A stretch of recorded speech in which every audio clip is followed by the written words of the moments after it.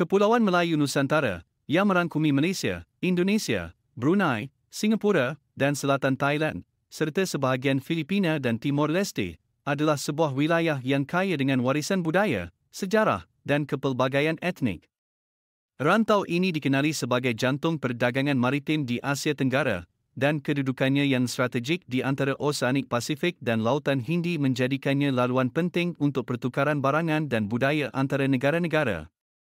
Sejak zaman purba, Kepulauan Melayu telah menjadi pusat perdagangan dan interaksi budaya. Laluan perdagangan utama, termasuk Selat Melaka dan Laut Jawa, membolehkan pertukaran barang seperti rempah, emas, dan tekstil. Kerajaan seperti Sriwijaya dan Majapahit mendominasi perdagangan maritim, dan melalui hubungan ini, mereka menyebarkan pengaruh budaya dan agama.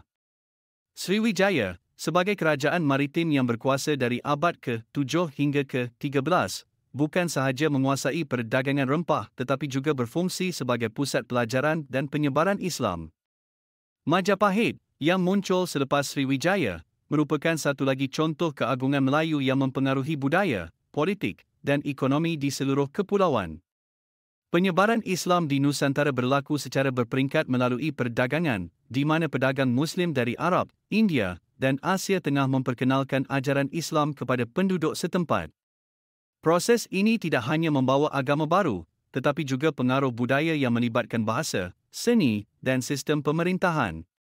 Kota-kota pelabuhan seperti Malasisia, Aceh, dan Makassar menjadi pusat keagamaan yang penting. Kesultanan Malasisia, 1400-1511, memainkan peranan utama dalam mengukuhkan identiti Islam dan Melayu di rantau ini, menjadikannya sebagai pusat perniagaan dan pendidikan Islam yang terkemuka. Melalui perkahwinan campur dan hubungan diplomatik, identiti Melayu Islam mula terbentuk, menciptakan kekayaan budaya yang terus berkembang hingga ke hari ini.